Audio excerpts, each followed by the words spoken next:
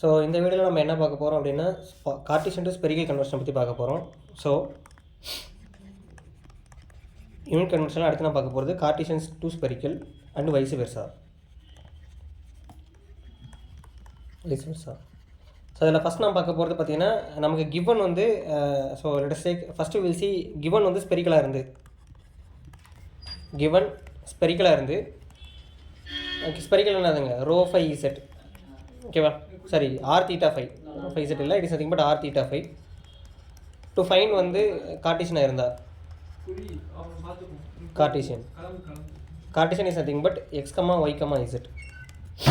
அப்போது so very simple. அப்போ எக்ஸோட வேல்யூ வேணும் என்ன பண்ணாங்க, நம்ம ஆல்ரெடி தெரியும் x is nothing but what, x is nothing but r. So actually I'll teach, no issue. X is nothing but r sin theta cos phi. Differentiate on both sides. Okay. அப்போ differentiation of x is nothing but differentiation of r, sin theta cos phi. அப்போ uv differentiation பண்ணுங்க. அப்போ uv differentiation என்னன்னு பார்த்தீங்கன்னா very simple. யூவை differentiate பண்ணும்போது டபிள்யூவும் வியும் கான்ஸ்டண்ட்டாக இருக்கும், வியை differentiate பண்ணும்போது யூவும் டபிள்யூவும் கான்ஸ்டண்ட்டாக இருக்கும், டபிள்யூ டிஃப்ரென்ஷியேட் பண்ணும்போது யூவும் வியும் கான்ஸ்டண்ட்டாக இருக்கும். இதான் யூவி டபிள்யூ டிஃப்ரென்ஷியேஷன். ஓகேவா, அப்போ எப்படி எழுதுறாங்க, ஸோ யூவை டிஃப்ரென்ஷியேட் பண்ணுறேன், டிஆர் டிஃப்ரென்ஷியேஷன் இஸ் 1, அப்போது ஆர் டி இன்ட்டு டிஆர்னு வரும். அப்போ sine theta cos phi TR.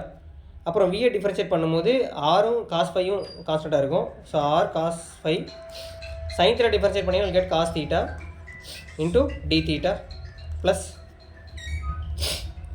differentiation of this is nothing but இதை differentiate பண்ணுறீங்க. ஸோ cos phi differentiate பண்ணிங்க அப்படின்னா you'll get minus sin phi. அப்போ r sin theta minus sin phi into d phi. ஓகேவா, இப்போ நமக்கு தேவையான வேல்யூஸ்லாம் கிடச்சிருங்க. அப்போ இங்கே என்னதுங்க dxோட வேல்யூ என்னதுங்க, யூனிட் கன்வர்ஷன்லாம் பார்த்தோம், நேற்று கிளாஸில் பார்த்தோம். dx nothing but x cap.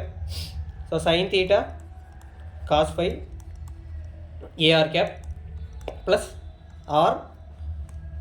Sir r cos தீட்டாவோட நமக்கு வேல்யூ என்ன தெரியும் பார்த்தீங்கன்னா நமக்கு ஆர் காஸ் தீட்டா. ஓகேவா, ஸோ யூனிட் கன்வர்ஷனோட ப்ரீவியஸில் நீங்கள் பார்க்கும்போது தெரியும் ஆர் இன்ட்டு டி தீட்டாவோட வேல்யூ வந்து it is nothing but a theta கேப்னு எழுதியிருப்போம்.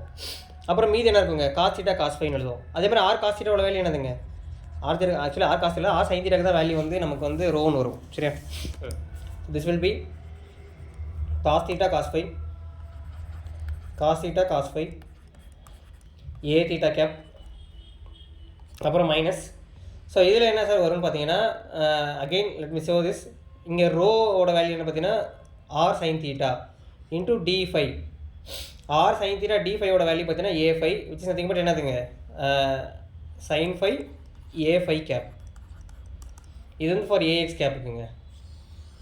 இதெல்லாம் ஞாபகம் வச்சுக்க முடியுமா சார்னு கேட்டிங்கன்னா no other possibilities, but we have to remember this. But very simple, once you know the fundamentals, this is very easy. Sir இது வரைக்கும் EMFT இந்த மாதிரி நான் பார்த்ததே இல்லை சார், கேட்டிருக்காங்களா சார் கேட்டிங்கன்னா இது வரைக்கும் நீங்கள் எதிர்பார்க்கலன்னா இனி எதிர்பாருங்க டெஃபினெட்லி. சரியா, ஏன்னா இதுக்கப்புறம் EMFT வந்து 20 மார்க்ஸ் இருக்குது. அதனால் there is a possibility that questions might come from very fundamentals also. So these are very fundamentals. இதே மாதிரி y கண்டுபிடிச்சிங்க அப்படின்னா I write the value, same differentiation method, apply it and use the previous results, you will get the value as ay cap is nothing but sin theta sin phi ar cap plus cos theta sin phi a theta cap plus cos phi a phi cap. இது வந்து பார்த்தீங்கன்னா ay vector இருக்குங்க. ஓகேவா, similarly இசட்டுக்கு எழுதணும் அப்படின்னா z is nothing but r cos theta. சரியா, அப்போது இதுவும் அகெயின் டிஃப்ரென்ஷியேட் பண்ணிங்க அப்படின்னா so this will be az cap which is nothing but cos theta ar cap minus sin theta a theta cap.